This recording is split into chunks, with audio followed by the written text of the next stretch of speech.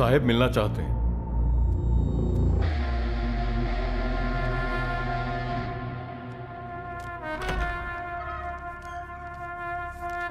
अरे राणा, बैठो।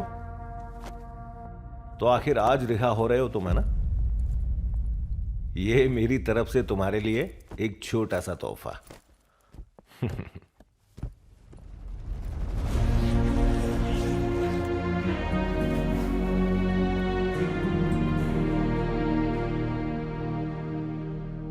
समाज के लिए एक बुरा उदाहरण ना बनो, इसलिए तुमने इतने सालों की सजा काटी है और इस जेल में लॉ की पढ़ाई करके एक अच्छी मिसाल कायम की, इसलिए ये दे रहा हूं। मैं यहां पर बहुत सारे सीनियर लॉयर्स को जानता हूं।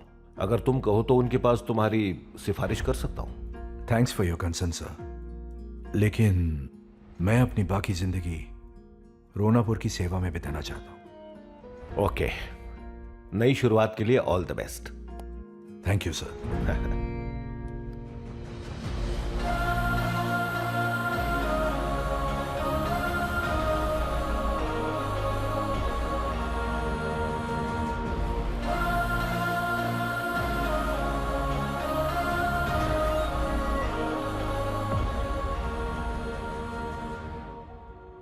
शबरी को निर्दोष होकर भी खून के इल्जाम में जेल हुई थी। राणा ने जेल के अंदर से ही उसे बेल दिलाकर उसके चाचा के भंगार के कारखाने में नौकरी दिलाई।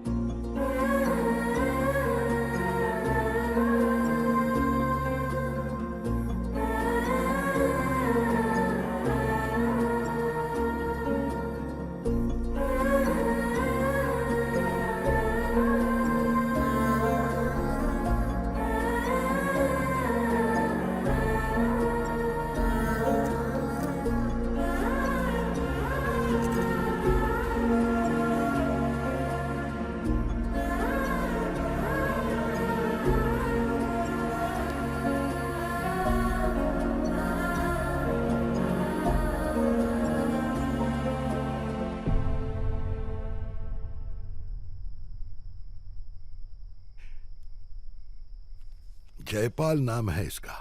वेदवती और ये कॉलेज के दिनों से एक दूसरे से प्यार करते हैं। जर्मनी की एक दवा की कंपनी में काम करता है ये।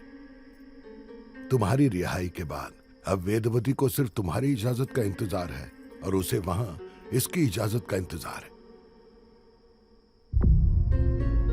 राणा को वेदवती की शादी विदेश में बसे किसी से नहीं करवानी थी, लेकिन सिर्फ इसीलिए कि वेदवती लड़के को पसंद करती थी, राणा शादी के लिए मान गया।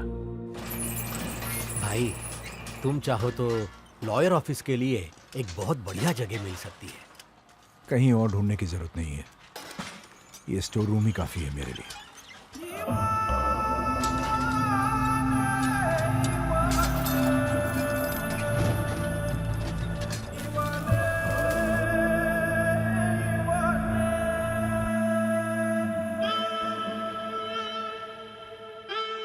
नमस्ते सर।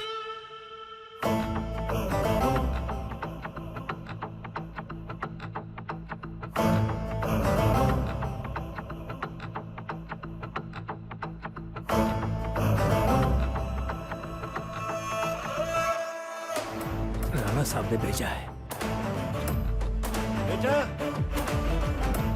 हाँ, चलते हैं ना उस दुकान पे।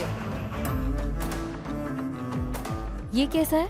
नहीं, ये नहीं, वो कलर जचेगा तुम पर। देखा, कहा था ना। आप मेरा कितना ख्याल रखते हो। स्वाद है ना? और लो। ये सिंघा है, हमारा बाहर से भंगार खरीद कर लाने का काम यही देखता है। भाई, इन सब के लिए अर्जी लिखनी पड़ेगी।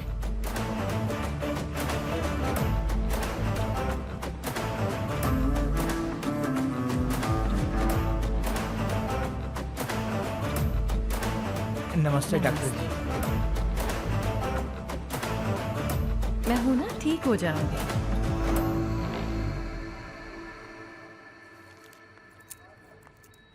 नमस्ते मैडम। नमस्ते। हेलो, ये सब क्या लगा रखा है यहाँ पर? बिल के पैसे कम पड़ गए तो उनसे उनकी वॉच गिरवी रख ली तुमने? मैडम, आप गलत समझ रही हैं। ये राणा भाई की घड़ी है। बिल नहीं दे पाने पर वो अपनी घड़ी यहाँ रख के जाते हैं और राणा भाई के लोग बिल क्लियर करके घड़ी वापस ले जाते हैं। सिर्फ इस हॉस्पिटल में ही नहीं, ये घड़ी रोनापुर में कई लोगों के काम आई है।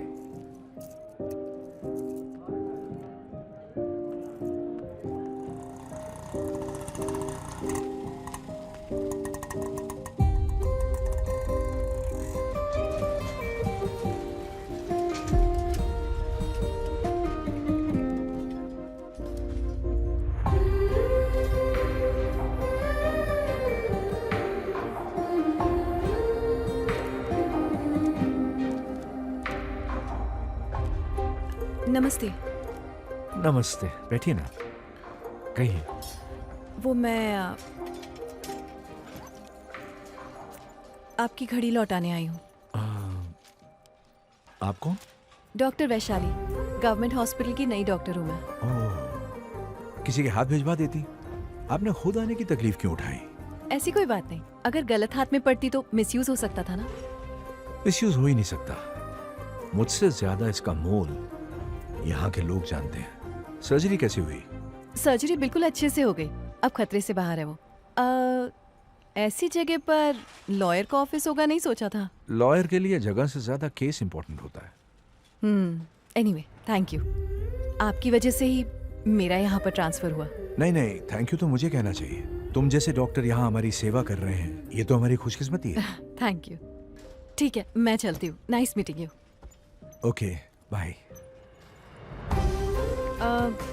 इसके बाद से हॉस्पिटल में वॉच रखने की जरूरत नहीं होगी, आप बस उसे बोल दीजिएगा।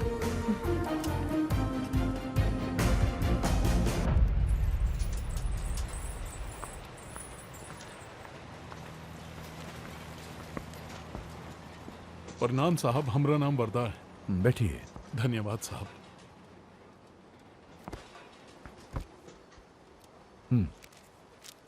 परांडे स्टील में हम 2 साल से काम कर रहा हूं साहब। फैक्ट्री के तकरीबन 200 मजदूर यहाँ रोणापुर से हैं। यहाँ एक भी सुविधा ठीक नहीं है साहब। बोनस नहीं है, हेल्थ इंश्योरेंस नहीं है और मजदूरों की सुरक्षा की कोई गारंटी नहीं है। पिछले महीने प्लांट पर एक मजदूर की टांग टूट गई। ठीक होने में 4 हफ्ते लगे, इसीलिए नौकरी से निकाल दिया। दोबारा कहीं काम नहीं मिलेगा ऐसा मानकर उसने आत्महत्या कर लिया साहब। कंपनी मजदूरों को क्वार्टर्स न देकर कच्चे मकानों में रखती है और यहाँ भी कोनो सुविधा नहीं है साहब। इस समस्या को हल करने के लिए यूनियन बनाना ही एक रास्ता था। किसी तरह 30% मजदूरों को मना के एकजुट करके यूनियन बनाने के लिए प्लांट हेड खंडरे के सामने मांग रख दी।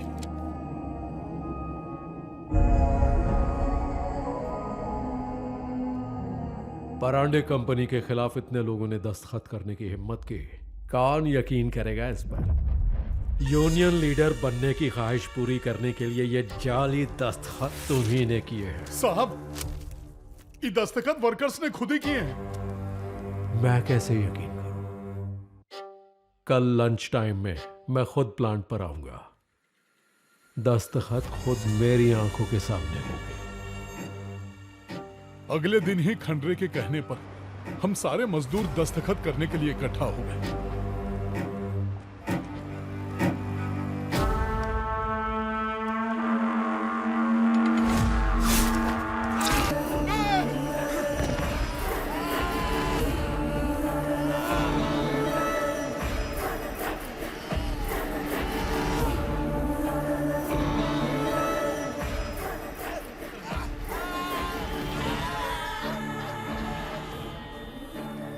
ये कंपनी को यूनियन नहीं, मजदूरों में भय देखना है। अगली बार तोहार गर्दन कटेगी।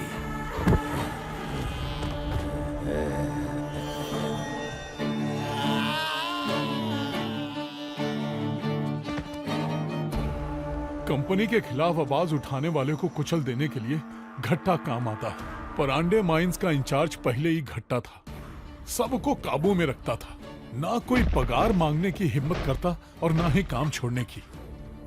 इसके कारण कईयों के हाथ पांव टूटे और कईयों की जानें चली गई।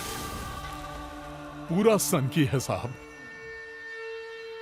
जिस मजदूर का हाथ कटा उसे गेट पर खड़ा कर दिया और वो अंदर दोस्तों के साथ गुलछर्रे उड़ाता। थाने में उसके खिलाफ कोई कंप्लेन नहीं लिखता साहब। कोई लॉयर उसके खिलाफ केस लड़ने को तैयार ही नहीं होता। इसीलिए आपके पास आए हैं साहब। अब आप ही एक उम्मीद है। राणा ने वरदा को दोबारा जाकर वर्कर्स के दस्तखत लाने को कहा, जिससे खंडरे को बड़ा झटका लगा।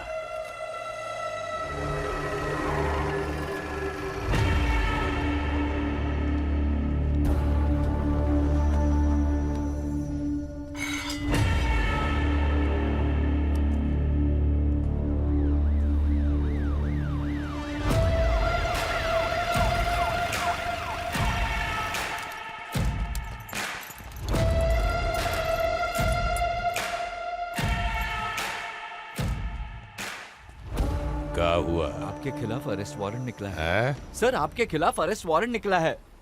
हमरे नाम का वारंट हमें अरेस्ट करेगा? वारंट लाया रे। आज ये रिश्वतखोर कुत्ते का पिल्ला अचानक हमको कानून सिखाने लग गया। इसके अरेस्ट के लिए क्या सबूत है तुम्हारे पास? मजदूरों को धमकाने के जुर्म में सेक्शन 504 का केस बनता है।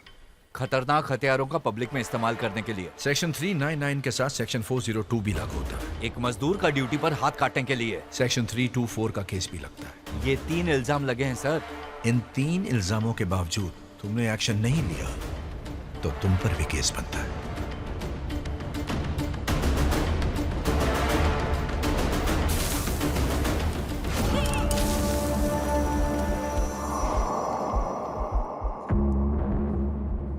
यहाँ से तू जिंदा बचा तो ही हम जेल जाएंगे ना। यहाँ ही तुझे खत्म कर दिए।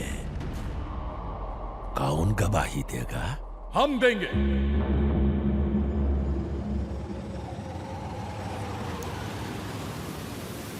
सबूत यहां है। अभी जो कुछ हुआ सब रिकॉर्ड हो चुका है।